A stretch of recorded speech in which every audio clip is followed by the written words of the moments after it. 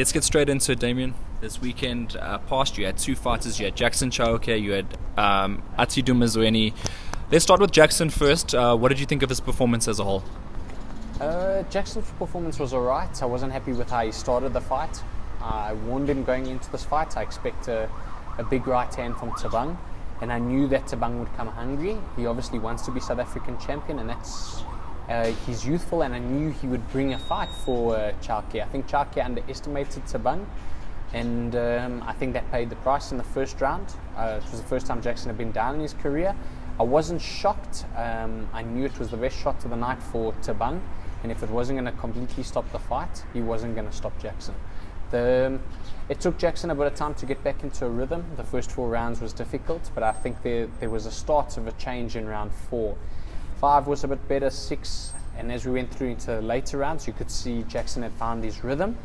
I think the occasion got to Jackson a bit. He hadn't been to Orient since the last time he lost for the SA title, so there could have been a bit of nerves in that, in the crowd. I think he's familiarized himself with Orient Theatre now, and I think the next time he goes to Orient Theatre, I think he's going to give a great performance. I think he has to. He knows he has to, and like I told him, the boys that are going to come after him now are all young guns, so he's got to train like a young gun. Before we get to Dumazweni, just to touch on that, the 3 knockdown rule, did you know that it was there, and did you almost encourage him to make sure that he gets 3 knockdowns so the referee automatically calls it? I just wanted him to get the stoppage. Jackson looked over to me, and I just said, be careful going back in, because maybe Thabang becomes a bit wild. So he was cautious. You see, he rushed him and he waited, and then he threw his shots. He didn't find fashion. So I'm happy with how the fight ended. We won. That's the main thing, and he's SA champion, and he's accomplished something that he didn't accomplish before, and now he's got it. Okay, yeah. So let's go on to Dumazweni now as well, because he put us. His sort of coming out performance was against Lara. Now he stepped up a big step up in my opinion, in the form of Jonas Sultan, compared to Jonas Sultan's fought guys on world level. He's beaten South Africans before. Big step on a wide scorecard. Happy with that? I am happy. When you go into a fight like that, you've got to analyze the fight. You're not going there to impress anyone. You've got to make sure that you capture that title. It was a vacant WBC silver title, and we got it. The jump from Dumazweni to Lara wasn't too much of a big jump, because Lara brought in a lot of elements that were threats in the fight. He just handled Lara with style, and he showed that he was world level. And I think that world level hungerness came from his 2-year layover. A year layover. He got back into the ring, he had a 6-rounder, he took care of the boy in 2 rounds, and then he waited nearly a year for his SA title shot. Took care of Shamesh in 4 rounds, and he showed that he's deserving to mix with top internationals. Matiti gave us a challenge with Lara. He dismantled Lara in 4 rounds, and then we realized, look, there's no more time wasting. We need to step it up and bring him something legitimate. Jonas Sultan is no walkover. He had gone 12 rounds with the IBF world champion on a closer scorecard than with Dumazweni. He didn't go down against the IBF world champion, and he was more competitive against the IBF world champion than what Dumazweni allowed him to be. So the game plan was to neutralize him and stop him from throwing his power punches. He is a very big puncher. You must bear in mind that Sultan had also taken care of John Real Casemiro in fine style on points. John Real Casemiro is a guy that Moruti stopped and came back, and is currently the WBO interim world champion. So he's in line to fight Solani Tete. So you're now talking about a guy that beat Casemiro, and Casemiro is in line to fight Solani Tete. So you're talking about Dumazweni mixing with those names. You're talking about the names like Moruti, Solani Tete. So he's now recognized as one of our top South Africans. You can't put him in the names of Buthelezi and Sakibo and Ngebiani and Siko. Like I told you in our previous interview, he's way past that level. He will hurt them. So he's a solid fighter. We've got good junior bantams in this country. I think Sakibo is a rising talent. I think he's on the right road. He's got a good management, he's got a good promoter, so he's on the right road. There's no rush for him.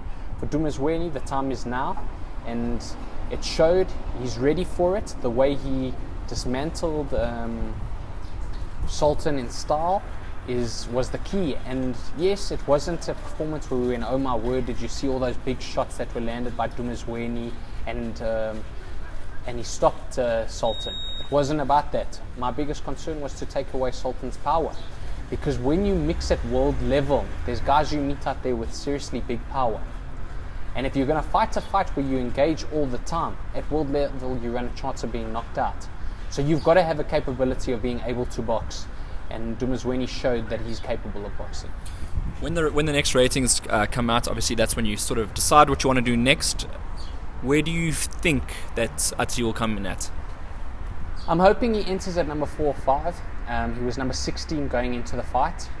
Sultan was number 14, but I think the wide points and him being the WBC silver champion, the highest champion there is within the WBC besides for being the world champion. So I think I'm hoping they'll give him a fair shake and put him in the top 5. From there, we'll see what we do next. There may be other options. Also, the world champion Ringbasai lost the belt To Estrada, yeah. to Estrada. I told you Ringbasai was starting to age. There was questionable things, and Estrada took care of it. I watched the fight. I hadn't watched the full fight, but I've caught moments of it. Estrada fought a good fight. Would I say I'd put in Dumazweni with Estrada? We can go leave to Mexico tomorrow. Dumazweni's ready for Estrada. He showed his quality with Sultan. I think he's ready to fight for the WBC world title. And like I said, why not? It's the most prestigious belt in boxing. There's only ever been 2 South Africans to win it. There's been Sugarboy Malinga and Dingon Tabela. Sugarboy won it twice. Ever since that, no one has ever put that green, prestigious strap around their waist since then. Okay, let's play a quick game of fantasy fights. Obviously, you're very close with a lot of the boxers in your gym. Let's just mention a few. And of the most obvious ones, like Ricky Shabalala versus Walter Glamini. What is your thoughts on that? Just quick thoughts on these fights. Ricky Shabalala versus Walter Glamini is the going out of the old and the coming of the new. Ricky's got a lot to fight for now. His brother passed away, and I think he wants to prove a point for his brother. If it wasn't for his brother, he wouldn't be in boxing. So there'll be a lot of emotion going into that fight for him. I know he'd want to win that SA title for his brother. And regardless of what Walter tries to bring, there's nothing that can hurt Ricky. I think Ricky's got a lot more weapons to the war than what Walter brings to war. Emmanuel Kalombo versus Reino Liebenberg at middleweight, maybe. There's exchange of words this morning on Facebook. It was unnecessary for Reino to bring my fighter into a conversation that really didn't need to be. If he feels that Kalombo isn't as of the goods, he's more than welcome to test Kalombo at middleweight. But Reino needs to beware that he could land up never boxing after Kalombo. The boy is heavy-handed. He's a very big junior middleweight. Very capable boxer. He's 33 in the world. Reino's 31 in the super middleweight division. If Reino's willing to come to middleweight, we are willing to go to middleweight. We can make the fight. But unfortunately, Reino will leave boxing in a bad way. Marcus Leboko versus Ingatelli. Good fight.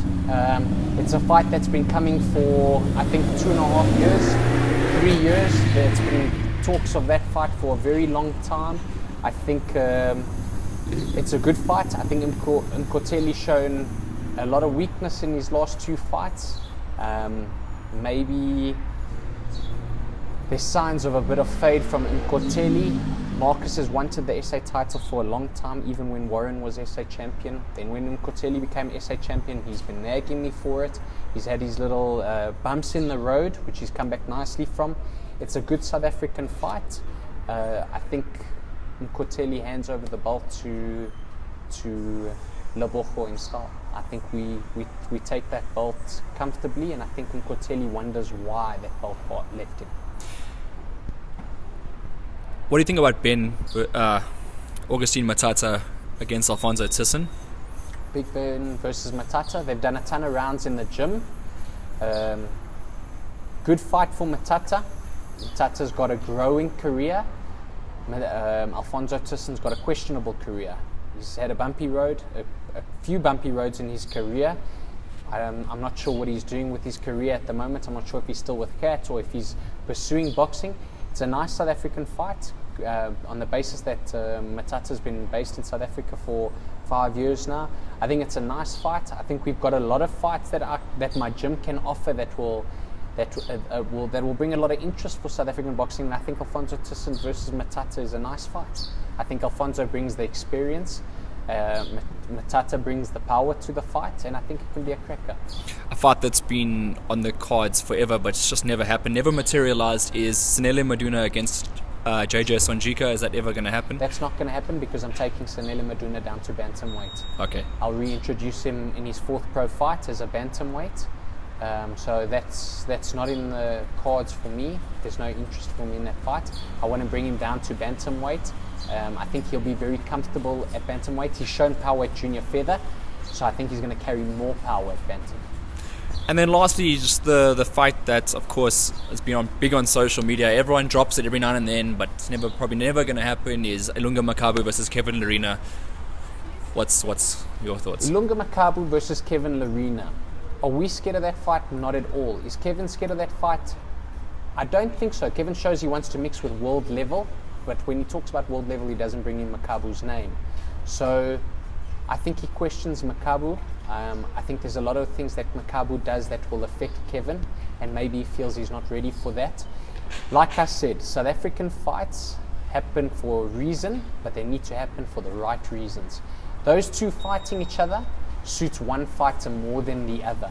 Kevin is 26 years old. He hasn't reached his peak in the cruiserweight division. Most cruiserweights peak at around 29, 30, 31, 32. They're a bit more later bloomers. I think if you look at Usyk's 31, Makabu's 31, even Gassiyev's only 25 years old. So his time in the cruiserweight division is still going to come. The same as Kevin Lerena. So for his career, he's on the right path. He's doing the right thing. He's great for South African boxing. He markets himself really well. I think it's a dangerous fight for him, more dangerous for him than it is for us.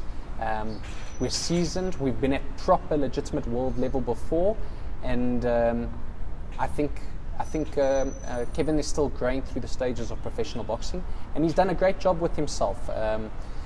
He needs to continue with his road. I'm slightly disappointed in the opponent they are bringing for him. I think he deserves a lot more than that. I expect an easy defense for him there. I would like to see him fight guys that are closer to the top 15 in the world. To bring number 44 in the world for him is not ideal. I think he needs to fight tougher Europeans that are sitting closer to the top 20, top 15 in the world, and then I think Kevin will produce more. They've shown when they bring a tougher test to Kevin rises. It's the same as Junior. When you bring Junior a tough test, he rises. So the best of the fighters come when you bring them the best tests. Don't bring the best tests of local level for guys because it damages the one career. Let's make that mega fight. Let him go capture a WBA and IBF world title, and let's unify the WBC and him. And then we can talk about a massive fight in South Africa. Kevin Lerena, the IBF champion and the IBO champion, and Junior Makabu, the WBC champion. We have a unification in South Africa because that's when it's worthwhile. Not because it's a South African fight everyone wants to see. We all want to see some fights, and some fights don't happen for certain reasons. The same as Mayweather, Manny Pacquiao. They never happen for certain reasons. If those fights happened early in their careers, I think they wouldn't have made as much money as they did. So when this fight happens, it needs to be for the most amount of money, whether it's from private sector and government sector. They must put the two monies together and make a real big fight for the both of them. Talking about an early local fight, obviously now you got one going on 10th of May, Boyd Allen, Brandon Saser. That's a bit different to, you don't believe that this is too early or too late in anyone's... No, not at all. I think Boyd Allen's going to come tough for this fight. I think he's going to come well prepared. He's got a very good strength and conditioning coach in Josh. His MMA trainer Richie Kwan is a very good trainer. He's been in the combat sports for a long time. He knows what he's doing. I respect him as a trainer. He's created champions in his field. He's now created Boyd Allen as a champion in his third fight. But Boyd Allen's record of 3 fights is not Boyd Allen's real record. Boyd Allen was an amateur. He's had experience in amateur. He brings all of his fighting experience from mixed martial arts into the boxing ring. Yes, he's only got his 2 hands, but he was always noted as a good amateur. So this is a fight between 2 very good boxers. I think the cleaner boxer is on my side. I think the least war-ridden fighter is on my side. Boyd Allen has had some tough fights in the octagon, and he's moved over to boxing. I don't think it's because he's been hurt in MMA. I think it's because he's chosen to move to a different line of sport. I think he prefers the boxing side of it. However, I've got the better polished fighter on the night, so no one can turn around and say Boyd's only got 3 fights and Brandon's got 12 fights and Brandon's got the experience. They both come with experience. I'm expecting a good fight from Boyd Allen. I'm expecting a good fight for Brandon. His last fight was a rude awakening for Brandon. He came unfit. He took the fight on a little bit of short notice. He didn't put in everything I needed him to put in.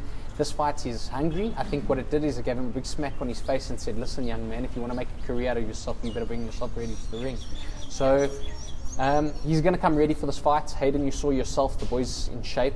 I know they've both come out of fights now recently, literally a week apart from each other. So they're both going to come very conditioned and very fit for the fight. It's going to come down to who wants the fight more. Does Boyd Allen really want to make a career at boxing? And is his abilities within boxing going to be able to carry him to that bigger level? Or will the polished fighter shine on the night and show that to swap and chop and change is not the best idea in boxing? You can't go from one sport to another sport, back to another sport and expect to excel in a sport. When you are a good craftsman, you stay at your craft, and I think that will show on the night. Is there anything that we've missed in terms of the new news about the gym, or anything that we haven't covered that you'd like to mention? No, I think we're just adding champions to the list. I'm very proud of my fighters. They've come a long way. We've worked extremely hard.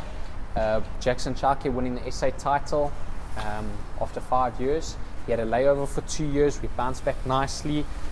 He's got that title. Dumazweni's really come to shine. Imani Kalombo's future is looking bright. He's got a solid promoter behind him, Ayanda Matiti now. Marcus Lebojo is just waiting for his opportunity. And this patient game he's playing for in Korteli because of all these different little reasons of why he can't fight, his international interruptions, etc., etc., etc. Korteli needs to understand that he's making Marcus more and more hungry. And the more and more hungry Marcus becomes, the more damage he's going to do to Korteli. Jackson Chake, line them up from 1 to 10, my man. He's going to just get rid of them bit by bit by bit. Yes, he didn't look too hot in his last performance, but I promise you in his next one he's going to look 27, like his false age on SuperSport. What I wanted to ask you, and what was your thoughts on Moruti Mthalane being excluded from Boxer of the Year? I'm highly disappointed. I think Moruti Mthalane doesn't just deserve Boxer of the Year. I think he deserves Boxer of the Decade. He's reigned in this country as the boxer in this country for the past 10 years. He's fought at the highest level. There was one stage where he didn't have one unification fight because they were too scared to fight. And as much as the English boy Charlie Edwards is calling Moruti Mthalane, he will find himself on his arse against Moruti Mthalane. Moruti Mthalane is no joke. He's the king of the flyweight division at the moment. He's at the end of his career. He's holding it out nicely. Certain fights can be a bit dangerous for him. Charlie Edwards is not a dangerous fight for Moruti. I think Moruti can beat Charlie Edwards. The fight in Japan is a little bit of a tricky one because the Japanese brought Moruti over in his last fight. They analysed him, so their next fighter will come slightly more prepared. I'm sure he'll get through it. I have trust in Moruti. I know he's capable of fighting on the inside. He puts his combinations together. That's going to work for him. If he's got it in the bag, he shouldn't stick in there for too long. If he's got it in the bag by 9-10 and he's got it on points, I wouldn't sit and risk it by 11 and 12 because the Japanese boy is younger than him and it might pose a threat. That's my only advice I have for him. The rest, all he needs to do is put on the gloves and go beat the Japanese boy. He deserves to be Boxer of the Year. In fact, they should scratch out the year and say the decade, like I said, because he's deserving. Zolani Tete is not in the World Boxing Super Series anymore. He pulled out due to an injury. He could have stamped his career sitting through Donaire, and I think he could have beaten Donaire. But Moruti, for me, is the South African king, and he needs to be recognized. And I'd hate for him to leave the sport and never get Boxer of the Year. And if he doesn't get, they need to give him a special award or give him some sort of recognition, because he's really done the best for South African boxing. And then thank you very much for having a chat with us and kind of opening up about a whole bunch of different topics. Thank you very much. Thank you, SA Boxing Talk.